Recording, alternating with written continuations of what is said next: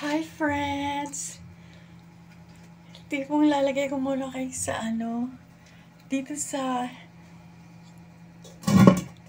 laundry ko saka sa aking bahay kasi dito ako sa laundry area maglalaba ako eh. So, ang gagawin ko muna ngayon, papakita ko sa inyo how it happened that I can show up to you kung paano ako talaga merong ganito sa bahay. I will show you first the detergent bar that I will use for laundry. Ito, ginagamit ko to eh.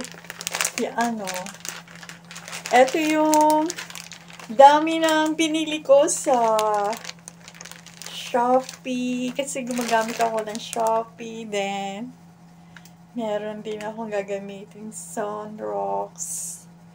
Etong Sunrocks na to, hindi ko to binili sa store. Yung gift to rin sa akin sa office namin when I was working in Dutch Mill Delight. Wait ha. Ito na.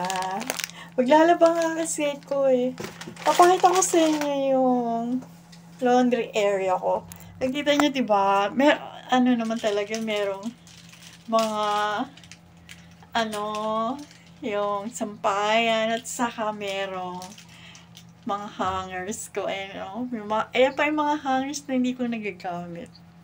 Pagkatapos dito tayo sa labahan. Ayan. Ito yung lalabahan ko. First, yung ito. Lalabahan ko tong yung sapin sa sa banig ko, ayan yung may mattress na yan, clothing, yan, lalabang ko yan. Tapos yan pa. Tapos, ayan yung tubig ko na Tapos ito yung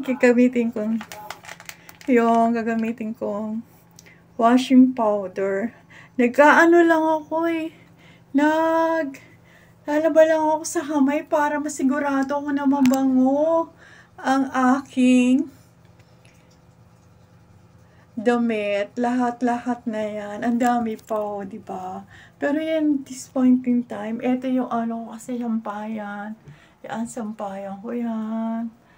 Yan. Ito yung palibot ng labahan ko. Pagkatapos yan, yung aking tapos shoe ko, mga shoes ko. Yan, dito ako naglalagi kapag maglalaban ako. Ngayon ko lang pinakita to sa inyo kasi nga, yan ang aking lalaban this morning, friends. Bye!